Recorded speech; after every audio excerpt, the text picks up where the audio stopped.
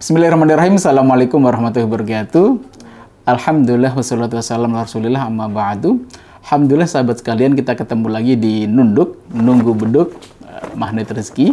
Dan hari ini kita akan bahas tentang Ramadan. Pastinya kita di bulan suci Ramadan ini, di waktu-waktu mustajabah, kita mendekati waktu kita berbuka, ada waktu mustajab untuk kita berdoa, sembari kita belajar tentang ilmu-ilmu tentang bulan suci Ramadan. Bapak Ibu rahimahullah, di Ramadan ini memiliki sejarah. Sejarah awal pertama kali diwajibkannya puasa Ramadan itu ada di bulan Sya'ban di tahun kedua Hijriah. Disitulah Rasulullah diperintahkan oleh Allah Subhanahu wa taala untuk melaksanakan puasa. Dan diceritakan Rasulullah ketika meninggal beliau puasa sebanyak 9 kali. Nah, di saat itu sejarah puasa ini memiliki beberapa level. Jadi tidak langsung puasa seperti yang kita lakukan hari ini, maka puasa saat itu ada beberapa level. Level pertama adalah yang disebut para ulama sebagai marhalatul ula, yaitu di pertama kalinya puasa itu dalam surat Al-Baqarah 184, wa 'alal ladzina yutiqunahu fidyatun tu'amu miskin. Dan adapun orang-orang yang merasa berat, tidak mudah untuk melaksanakan puasanya, maka dia mudah tuh tinggal fidyah pada orang yang miskin. Maka kalau misalkan kita saat itu, ini di fase awal pastinya, ketika kita merasakan kayak udah lapar ya, kok musim panasnya luar biasa, maka kita boleh beli ke warung Tegal, warteg gitu kan, atau mungkin beli nasi padang, atau beli es gitu. Tapi nggak beli satu, harus beli dua. Satu untuk dirinya minum atau makan, dan satu lagi untuk fidyahnya diberikan pada orang miskin. Dan saat itu berbentuk ikhtiari, boleh milih. Boleh puasa, boleh bayar fidyah. Dan ini adalah masa-masa fase awal ketika Rasulullah diperintahkan dengan oleh para sahabatnya juga diperintahkan untuk berpuasa. Dan ini kebijaksanaan juga di antara kebiasaan orang tua dulu kita ketika kita masih kecil, kita mengenal ada puasa beduk kan. Masya Allah, saya dulu belajar dari orang tua saya tentang puasa beduk. Ketika selesai dari Libya baru nyadar, oh ternyata puasa beduk itu nggak ada. Puasa beduk itu kan kalau zuhur kita boleh makan dung. Makan tuh. Karena kami orang Jawa biasanya bukan adzan sebagai kode, kodenya adalah beduk dung gitu kan. Nah, di situ kita boleh makan. Ternyata ketika gede baru dipelajarin ternyata puasa setengah hari atau puasa zuhur itu tidak ada. Tapi untuk apa? Agar anak-anak itu terbiasa dahulu. Dan ini juga dipraktekkan oleh Allah SWT ketika mendidik para sahabat. Puasa pertama kalinya pasti nggak mudah karena belum terbiasa. Maka para sahabat boleh, kalau nggak kuat ya sudah bayar fidyah. Dosa? Nggak dosa saat itu. Tapi ketika kuat menyelesaikan puasanya itu jauh lebih baik. Tapi tidak menjadi sebuah kewajiban. Nah, dan ini pun diambil di dalam metodologi dakwah para orang tua kita gitu kan, mengenalkan dengan puasa beduk gitu kan, untuk anak-anak yang belum balik, baru pertama kali mau belajar puasa, maka nggak apa-apa deh. Ntar pas kedengar azan dengar beduk dung boleh makan. Nanti asar dung lagi, pas azan boleh makan. Maghrib makan lagi gitu ya. Tetapi secara syarat tidak ada. Ini hanya untuk pembiasaan agar anak-anak itu nanti belajar menikmatin puasanya. Nggak mungkin dong kita langsung memberikan beban atau misalkan memberikan kewajiban yang langsung tidak ringan bagi mereka. Maka boleh tuh fase-fase. Dan ini pun diajarkan di dalam Islam, yaitu dalam surat Al-Baqarah 184. Dan ini hanya sejarah ya, dan tidak boleh misalkan, oh saya ikut dong Al-Baqarah 184 gitu kan, terus bayar fidyah. Fidyah masih berjalan untuk siapa? Untuk orang-orang yang sudah sangat sepuh, dia nggak mudah lagi untuk puasa. Tapi kalau masih strong, masih muda, ya wajib puasa lengkap. Ini di marhalah pertama. Marhalah kedua adalah ketika itu puasanya sama dengan puasa kita.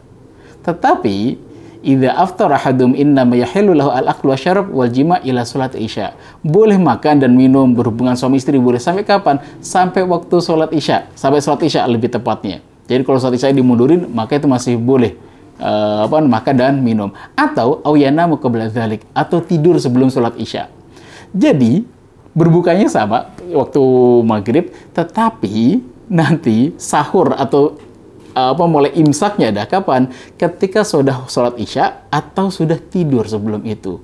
Ini bisa dilihat di dalam kitab Al-Lu'lu' Al-Maknun, juga bisa dilihat dalam Udzur Zadul Ma'ad, dalam Zadul Ma'ad dan Tafsir Ibnu Katsir, kisah tentang kisah ini. Nah, kisahnya saat itu ada seorang sahabat. Ini menarik, alhamdulillah. Dalam riwayat Imam Bukhari diceritakan dalam sahihnya, An Bara' bin Azib, dari sahabat Bara' bin Azib, belum menceritakan suatu ketika ke zaman itu ada seorang sahabat namanya Aba Qais Sirmah. Aba Qais ini itu pekerja, belum pekerja keras gitu ya. Pulang ke rumahnya, ketika sampai rumah bertanya kepada istrinya, "A'indaki ta'am, punya makanan kah?" gitu. Maka istri mengatakan, "Lah, nggak punya, Bang. Walakin antaliki fa'atlu belak. Aku pergi bentar ya, aku mau nyari makanan dahulu." Nah, qadaru hari itu, Aba Qais kerja benar-benar capek. Lelah beliau dalam keadaan puasa. Lapar, lelah, dan haus pula gitu kan. Maka saat itu menunggu istrinya yang saat itu sedang mencari makanan di luar. Qadaru saat itu belum ngantuk. Sambil nunggu-nunggu, ternyata ketika terkantuk itu sambil nungguin istrinya, beliau tertidur. Ketika kembali istrinya terkaget, ya Allah, suamiku sudah tidur. Maka kagetlah istrinya dan mengatakan, "Khaibatan lak, celakalah engkau wahai Aba Qais, asbah shaiman, engkau telah menjadi orang yang berpuasa. Sedangkan berbukanya belum, tapi sudah puasa lagi." Maka beliau pun mulai puasa selanjutnya. Malam itu belum makan gitu kan. Berlanjut ke puasa selanjutnya. Jadi puasa 2 hari berturut-turut. Qadaruhnya besoknya ketika di tengah hari panasnya luar biasa. Falam mentasofan nahar, ketika tengah siang, ghusya alaih, maka beliau pun pingsan. Ketika pingsan dilaporkan kepada Rasulullah. Tapi ini kan kewajiban, nggak boleh dibatalin sama sekali. Ini karena kewajiban puasa, kewajiban bulan Ramadan. Fadzukira dzalika Nabi, maka hal itu diceritakan kepada Rasul. "Ya Rasulullah, Aba Qais pingsan." Lah kenapa pingsan? Ceritanya kemarin ya Rasulullah, ketika mau berbuka ya Rasulullah, belum ngantuk, makanan belum datang. Pas datang-datang beliau sudah tidur, maka udah mulai puasa lagi ya Rasul. Terus ya sekarang nggak kuat ya Rasul, beliau pingsan. Dengan pingsannya Aba Qais, alhamdulillah, fanazalat hadhil ayah, maka turunlah ayat ini. Uhilla lakum lailatas syiyam, maka dihalalkan bagi kalian di malam-malam puasa itu ar-rafasu ila nisaikum. Boleh berhubungan dengan istri kalian, boleh makan dan minum. Sampai kapan? Wa kulu washrabu, dan makanlah dan minumlah hatta yatabayyana lakumul khaitul abyadu minal khaitil aswad. Boleh kalian makan dan minum sampai jelas benang yang putih dan benang yang hitam. Kapan itu? Minal fajri, dari waktu fajar. Boleh makan dan minum sampai kapan? Sampai fajar. Jadi walaupun setelah maghrib ngantuk banget, itu misalkan ketiduran, nggak apa-apa. Tapi kalau zaman ini di fase yang kedua, kalau misalkan sudah ketiduran atau sudah masuk waktu sholat isya atau sudah sholat isya, maka dia sudah mulai berpuasa kembali. Tapi qadaru alhamdulillah ada Aba Qais yang mewakili dan beliau pingsan. Kebayang ya kalau Aba Qais nggak pingsan? Gantian mungkin satu di antara kita yang saat ini pingsan karena puasa 2 hari berturut-turut. Qadaru hari ketiga kok misalkan ngantuk lagi, hari ketiga berturut-turut, mungkin pingsannya agak lebih panjang. Dan setelah itu, setelah turun ayat yang ini, turunlah kita di level yang ketiga, yaitu level kita saat ini. Kita boleh makan dan minum, di mana? Di antara maghrib sampai fajar. Puasanya dimulai dari kapan? Dari fajar sampai ke maghrib.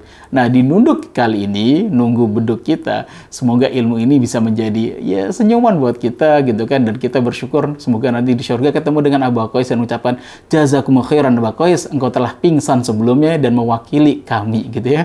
Dan alhamdulillah, semoga kita bisa mensyukuri ternyata sekarang ini puasa kita masya Allah penuh dengan kemudahan, dengan apa? Dan itulah rahman dan rahimnya Allah, kasih sayang pada hamba-hambanya, nggak pengen beratkan, insya Allah ringan kok. Dan selamat menikmati jamuan Ramadan, dan inilah waktu-waktu yang mustajabah dalam berdoa, maka berbanyaklah berdoa. Mungkin itu saja yang disampaikan, semoga ada manfaatnya. Assalamualaikum warahmatullahi wabarakatuh.